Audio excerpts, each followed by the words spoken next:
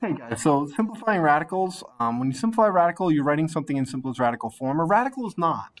Let's not confuse it. It's not a perfect square root. Like square root of 100 is a perfect square root. The square root of 50 is going to be 5 radical 2. Those are different. When you have a radical in the answer, it's a radical. If you can get rid of the radical, it's a perfect square root. So the tree, we're going to do two trees today. I'm going to start with the prime factorization tree. So radical 32, 216, 228, 2224, 2 times 2 times 2 times 2 times 2 is 32. When you have a pair, you take a pair out. When you have a pair, you take one of the pairs out, and the other one vanishes. And then whatever's left over goes inside. 4 radical 2.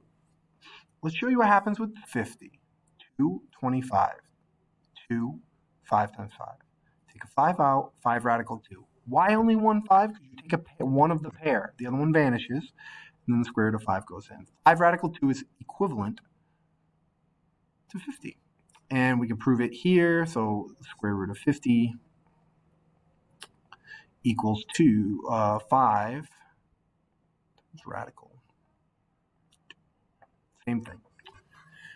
Just to be clear, so the other method I use is called a perfect square root method. So if you did 96, it would be 248, 2 to 2, 40, 25, 2 times 2 times 2 times 12, 2 times 2 times 2 times 2 times 6, 2 times 2 times 2 times 3, 4 radical 6. Or you can try to find a perfect square root that goes into 96. I tried 49, I tried 36, I tried 25, and I tried 16. 16 worked.